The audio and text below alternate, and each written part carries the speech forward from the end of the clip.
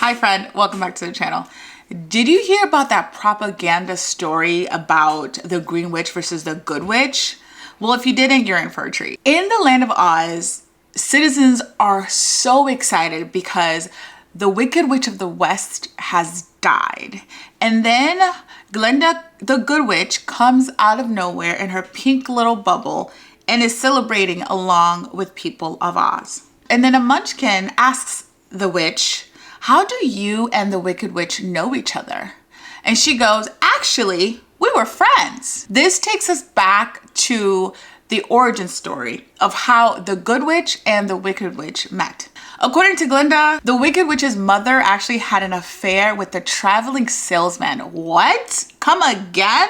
And for some reason, she ended up getting green skin. This is the part of the story where we finally meet Elphaba Thropp. Elphaba Thropp arrives at Shiz University, which is basically like the Hogwarts of witches school, and everybody goes there to learn all the witchery and craftery stuff. Elphaba ends up getting roomed up with this witch named Glinda, who is this like perky, bubbly, pink, girly kind of girl, and they end up being roommates together. But Elphaba, on the other hand, is actually the opposite of Glinda. Elphaba is more calm, nerdy, a reader. She's literally like the opposite. Upon their arrival, Elphaba arrives with her sister, Nessa Rose, who is actually in a wheelchair. The headmistress, Madame Morrible, wants to separate Elphaba and Nessa Rose in different rooms, but Elphaba is not having it. She decided to use a magic incantation on Madame Morrible so that she does not separate her and her sister. Because of this use of magic, Madame Morrible takes a liking to Elphaba, noticing that she's actually a very, very powerful witch.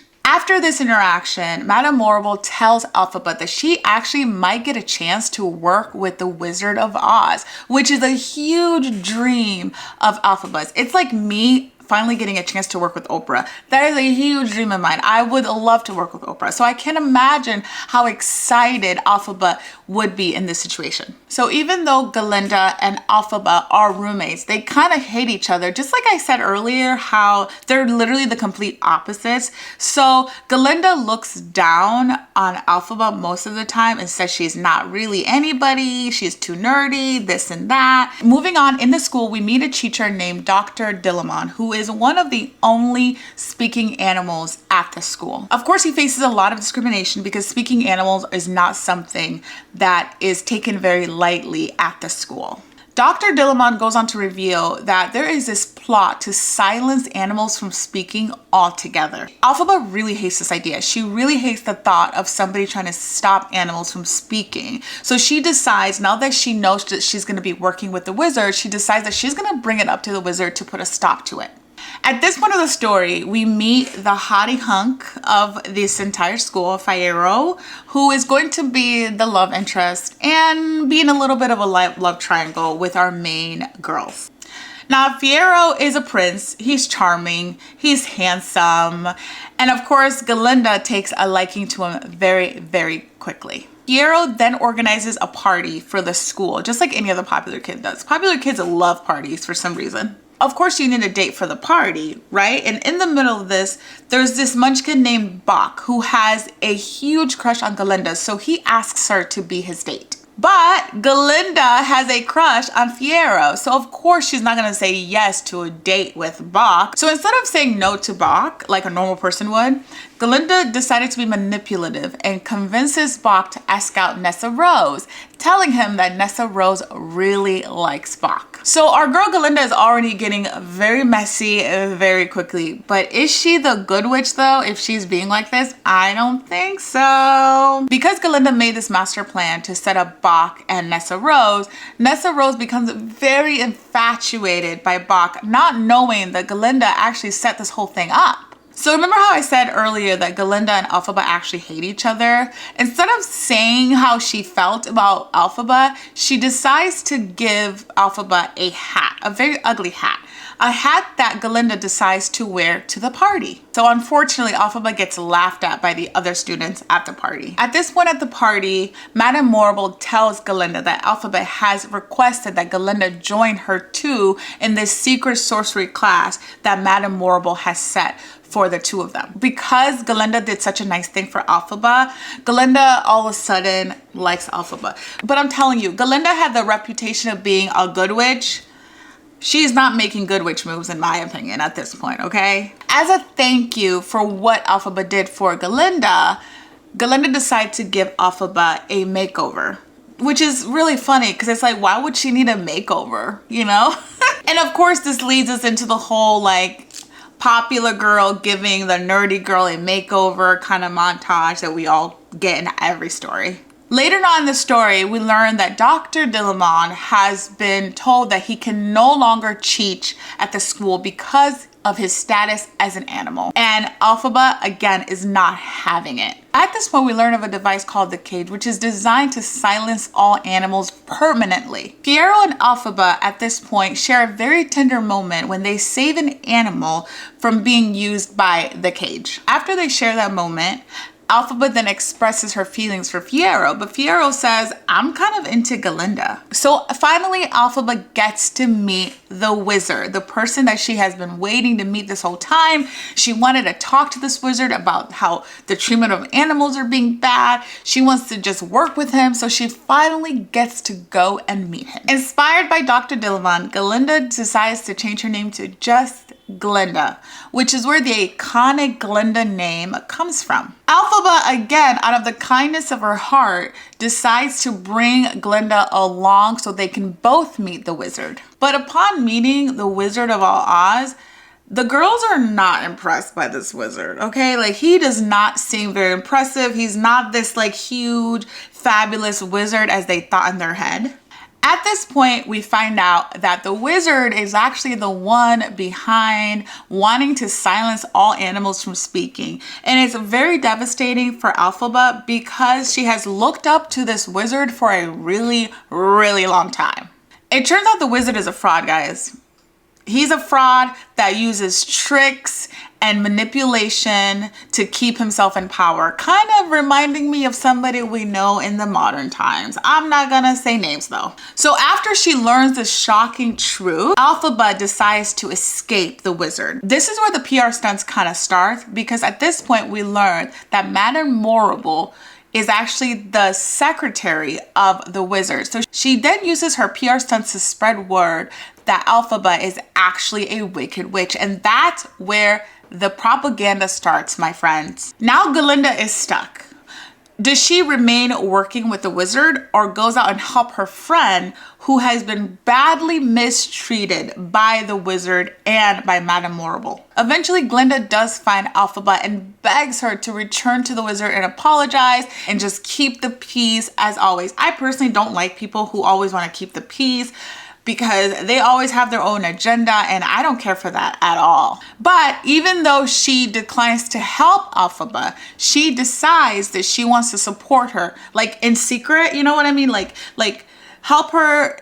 She doesn't want to actually help her, but she wants to support her in secret so that she doesn't get into trouble. I'm telling you, this Glinda is not a good witch. She doesn't do good things. I said it. So at this point, it's getting really, really, really scary. And the two friends are getting closed in on, right? And they have to decide. So decide to like separate.